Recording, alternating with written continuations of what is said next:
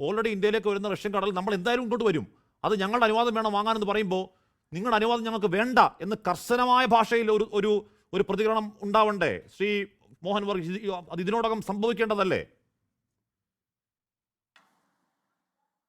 ശ്രീ ഹാഷ്മി, ഒന്നിൽ പിഴച്ചാൽ മൂന്നെന്നാണ് കണക്ക്. ഇവിടെ 4-ാം തവണയും പിഴച്ചിരിക്കുന്നു ഇന്ത്യയുടെ ഭാഗത്തൊരു പ്രതികരണം ഡെവലപ്പ് ചെയ്യാൻ. ഒന്നാമത് പിഴച്ചിരിക്കുന്നത് ഓപ്പറേഷൻ സിന്ദൂർ സമയത്താണ്.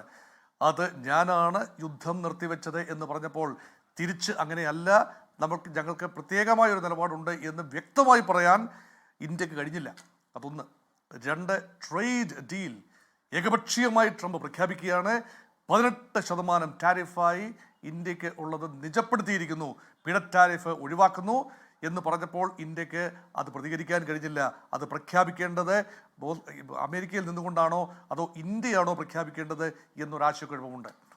മൂന്നാമത്, റഷ്യയിൽ നിന്നും എണ്ണ ഇന്ത്യ വാങ്ങില്ല, ഇന്ത്യ ആ ഉറപ്പ് തനിക്ക് തന്നിട്ടുണ്ട് എന്ന് നരേന്ദ്രമോദി പറഞ്ഞപ്പോൾ അതേക്കുറിച്ച് കമാന്നൊരക്ഷരം മിണ്ടാൻ കേന്ദ്ര സർക്കാരിൻ്റെ പ്രതിനിധികൾക്ക് കഴിഞ്ഞില്ല. ഇത് 4-ാമത്തെ പ്രാവശ്യം സംഭവിച്ചിരിക്കുന്നു. ഇപ്രാവശ്യം സ്കോട്ട് ബെസന്റ് എന്ന ട്രഷറി സെക്രട്ടറി പറഞ്ഞിരിക്കുന്നു, റഷ്യയിൽ നിന്നും എണ്ണ വാങ്ങാം, പക്ഷെ നിബന്ധനകളുണ്ട്. 1 മാസത്തേക്ക് ഗ്ലോബൽ സപ്ലൈ ചെയിൻ അഫക്റ്റഡ് ആകുന്നത് കൊണ്ട് മാത്രം നിങ്ങൾക്ക് വാങ്ങാം. അത് നിശ്ചിത ക്വാണ്ടിറ്റി വാങ്ങാം.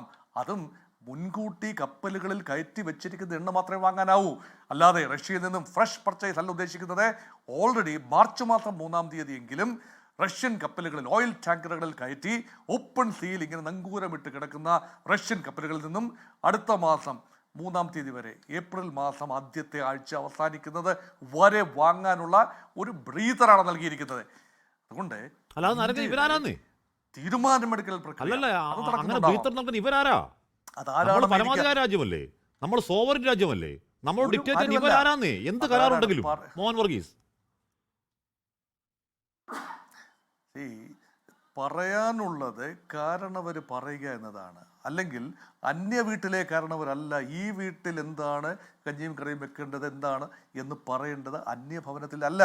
ഇവിടുത്തെ കാര്യങ്ങൾ ഇവിടെ തീരുമാനിക്കുന്നതിൻ്റെ പേരാണ് സ്ട്രാറ്റജിക് ഓട്ടോണമി.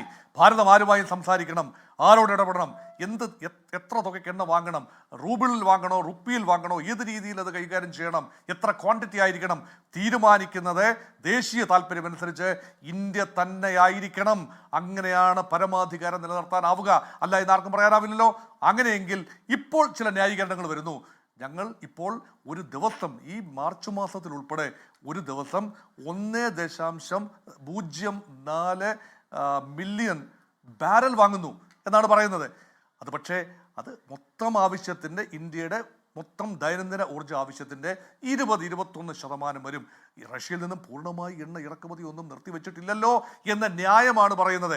പക്ഷേ ഒരുപക്ഷെ 40 വാങ്ങും, 50 വാങ്ങും, 60 വാങ്ങും. ഇന്ത്യ അല്ലേ തീരുമാനിക്കേണ്ടത്? അത് മറ്റൊരു രാജ്യം തീരുമാനിക്കാൻ അവകാശമുണ്ടോ എന്നതാണ് ന്യായമായ ചോദ്യം. മറ്റൊരു രാജ്യം കോട്ട അടിച്ചു തരികയാണ്, നിങ്ങൾ ഇത്ര ശതമാനം വാങ്ങാവൂ, ഇത്ര ദിവസത്തിനുള്ളിൽ, ഇത്ര മാസത്തിനുള്ളിൽ പൂർണ്ണമായി എണ്ണ ഇറക്കുമതി നിർത്തണം. ഞാൻ കേട്ടിട്ടുള്ള വീഡിയോ റിപ്പോർട്ടാണ്. ട്രംപ് പറഞ്ഞിട്ടുണ്ട് ഈ by the end of the year എന്ന് പറഞ്ഞാൽ 2025 വർഷം അവസാനിക്കുന്നതിന് മുമ്പ് റഷ്യയിൽ നിന്നും ഇന്ത്യ എണ്ണ ഇറക്കുമതി പൂർണ്ണമായി അവസാനിപ്പിച്ചു കൊള്ളാം എന്ന ഉറപ്പ് നൽകിയിട്ടുണ്ട് എന്ന് ഡൊണാൾഡ് ട്രംപ് പറയുമ്പോൾ അങ്ങനെ ഉറപ്പ് നൽകിയിട്ടില്ല എന്നത് കൃത്യമായി തെളിച്ചു പറയാൻ ഇന്ത്യക്ക് കഴിയാത്തിടത്താണ് ഈ ഒരു വലിയ ഒരു ആശയക്കുഴപ്പമുണ്ടായത്. നോക്കൂ, നമുക്ക് ഒരു ഘട്ടത്തിൽ 42% 2024 അവസാനമൊക്കെ ആയപ്പോൾ 42% of the whole Indian import അത് റഷ്യയിൽ നിന്നായി. അത് ആകർഷകമായ റേറ്റിലാണ്, നല്ല ഗുണമേന്മയുള്ള എണ്ണ വളരെ ആകർഷകമായ റേറ്റിൽ, കൺസെഷണൽ റേറ്റിൽ ഇന്ത്യക്ക് ഇറക്കുമതി ചെയ്യാനാവുമ്പോൾ ഒരു കരാറിലൂടെ അമേരിക്കയുമായി ഒരു 500 ബില്യൺ കരാർ 5 വർഷം കൊണ്ട് 5000 ബില്യൺ കച്ചവടം ഒപ്പിച്ചെടുക്കാൻ വേണ്ടി ക്രൂഡ് ഓയിൽ അമേരിക്കയിൽ നിന്നോ അല്ല എങ്കിൽ ഇനിയും ഉൽപ്പാദനം പൂർണ്ണമായി തുടങ്ങിയിട്ടില്ലാത്ത വെനിസുലയിൽ നിന്നോ കൊണ്ടുവരാൻ നിർബന്ധിതമാകുമ്പോൾ ഹൈ കോസ്റ്റ് ഓയിൽ എന്തിനു വാങ്ങണം? റീസണബിൾ കോസ്റ്റ് നല്ല ഓയിൽ ലഭ്യമായിരിക്കെ എന്തിന് ക്രൂഡ് ഓയിലിനെ നമ്മൾ അമേരിക്കയിൽ നിന്ന് ഇത്ര ശതമാനം വാങ്ങണമെന്ന് നിർബന്ധം പിടിക്കാനാവുമോ? ഇത് നെഗോഷിയേറ്റ് ചെയ്ത് തീരുമാനിക്കേണ്ട കാര്യമല്ലേ? അവിടെയാണ് ഇന്ത്യ നമ്മുടെ ഊർജ സുരക്ഷയുടെ കാര്യത്തിൽ ചില കോംപ്രമൈസ് വരുത്തി എന്ന് ആരോപണം വരുന്ന ആ പശ്ചാത്തലത്തിലാണ്.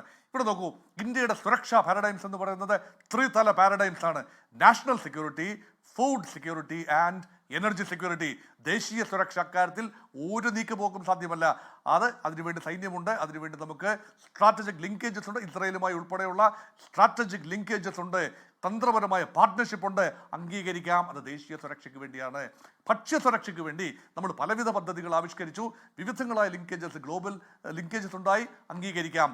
പക്ഷേ ഊർജ്ജ സുരക്ഷിതത്വം, വളരാൻ വെമ്പുന്ന ഭാരതം, വളർന്നുകൊണ്ടിരിക്കുന്ന ഭാരതം, നാലാമത്തെ വലിയ സമ്പദ് വ്യവസ്ഥ, അത് മുന്നോട്ട് പോകണമെങ്കിൽ ഊർജ്ജ ഉത്പാദനം ഉണ്ടാകണം, ഊർജ്ജ വിതരണം ഉണ്ടാകണം. അതിന് ഇത്തരത്തിലൊരു ഡിക്റ്റാറ്റ് വന്നാൽ പോയി പണി നോക്കുക എന്ന് പറയല്ലാതെ മറ്റു മാർഗ്ഗമില്ലെന്ന് പറഞ്ഞു വരികയാണ്. അത് ലോകത്തെവിടെയായാലും ഏത് സമയത്തും 24 വാർത്തകളും ഓഗ്മെന്റഡ് റിയാലിറ്റി പാക്കേജുകളും എക്സ്പ്ലെയിനറുകളും വിശദമായി കാണാൻ ഞങ്ങളുടെ യൂട്യൂബ് ചാനൽ നിങ്ങൾക്ക് സബ്സ്ക്രൈബ് ചെയ്യാം.